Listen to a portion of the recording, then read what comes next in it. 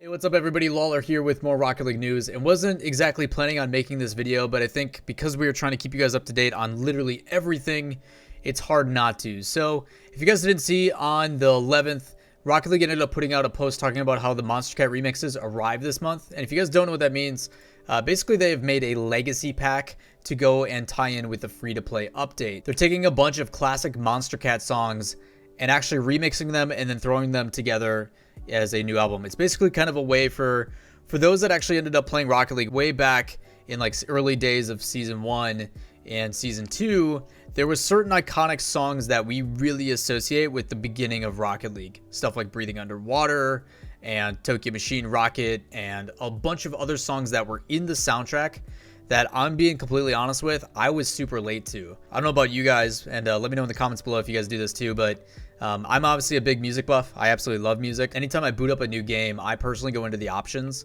go into audio, and turn off music because I'm going to be listening to my own. So I didn't actually hear the Rocket League soundtrack until the first LAN in Hollywood at the Avalon. Actually, I've got something cool to show you guys. Check it out. So I had there's this guy who does graphic design stuff over in Europe, and he made a bunch of posters for the first couple of seasons and made me 3 of these and sent them to me. But it's got like the partnership, where it was at the Avalon and stuff, the dates and stuff, and it's got like a theme to it. But yeah, super cool. And then obviously I got my staff badge there. Anyway, back on track. So my first association to the music in Rocket League actually starts with the first LAN, with seeing Hollywood Principal play live. And as cringy as some of the stuff was and the gifs that came from it because they told us to dance to music that we couldn't hear, strikes a lot of memories for some of us OGs that have been around for a really long time in the scene. And they ended up taking a bunch of these songs and remixing them and then putting them in a different, like, separate album into the game. So I don't really listen to this stuff all that much unless it's for like tournaments where we need non-copyright music. But a lot of these songs are ones that have been around for a very long time that kind of have some distinct feeling associated to them. Even though they are missing, I think, some of the big ones, I don't think you can necessarily really remix those. But for the Monstercat songs, ones like Tokyo Machine and stuff and Cloud None, some of these songs are really iconic that stick with us for quite a while. So if you guys haven't gotten to actually see these, there will be a link to the description down below, not only to this post, but also the album. So if you guys want to go listen to these new updated tracks that are remixed, you can actually do so. So all of that is super cool, and I love that they're putting in, you know, emphasis into stuff and kind of paying respects to the OG songs, and just kind of a cool way to like tie a pretty bow. When you open up the free-to-play version for the first time, you're going to get some of this stuff, which is like a more of like a nostalgia feeling for some of us OGs. But the big thing I want to focus on is actually the last sentence in this post. If we're going to zoom in on it and kind of read this word by word, they said, "We hope you enjoy these reimagined songs in Rocket League's next chapter, but, quote, stay tuned for more info on the launch of Rocket League free-to-play next week." And I've been trying to decipher the sentence and figure this out, and it's actually the real reason I'm making this video, and was kind of debating on it. But again, like, we're trying to be news and stuff like that, so any little hints I can find, I will tell you guys. But this one was actually pointed out by a regular in my chat. I think it was Direct. Shoutouts to Direct. This one basically provides, I think, to my knowledge, a little bit more info. The fact that they are next week going to be giving more info about Rocket League means that it's obviously not coming next week. I had my assumptions thinking it was going to be around like the 15th or something, like a Tuesday. Tuesday is usually when Rocket League does their posts and updates, and like Steam gets updated and everything. But yeah, usually like Tuesday, Wednesdays when they do maintenance stuff. So that's when I thought it was going to be. But the only other thing that we know is that they said they were going to announce it by the end of summer, and the official date for end of summer is technically September 22nd, which is also a Tuesday. Again, big conspiracy brain here, trying to figure out like when this update is going to be coming. But if I had to make an official guess of when I think the free-to-play update is going to hit, I think they're going to take as much time as they absolutely need to, and it is going to be the 22nd of September. If I had to guess when this update actually goes live, we're getting more info next week, and then you're going to give yourself a little bit more time after that. And if you're going to go up into the last date, why not do it on the day that maintenance usually happens? So I have expectations of September 22nd. And they also, if you guys don't remember my last video that I put out about the free-to-play update, they talk about how there's going to be kind of like a stagnated update. 3 days in advance, they're going to put out some of it. And then when things actually switch over, it'll be 3 days after that. So if you guys haven't watched that video, make sure you guys go check that out in the related. But from the sounds of it, it looks like they're going to take up to the absolute last second that they can. and I don't necessarily blame them. There's a lot of content that's coming with this. You want to make sure it's running smooth. I'm sure all their developers are in crunch time, just making sure things look as clean as possible.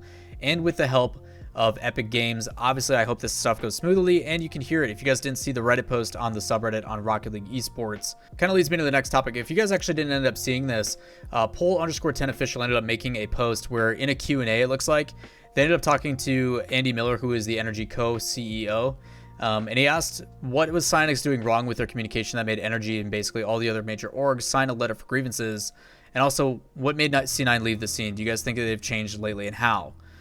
He says he does, and there's a answer previously above about how certain things going on about publishers and the desire for certain resources and stuff to be spent. And they talks about having the perspective of understanding that Psyonix is a small indie company. They didn't have that many employees, they didn't have that many resources, and people need to remind themselves that when Psyonix was making Rocket League, it was a passion project. They made Start BC, it didn't go well, but they knew it could be something big.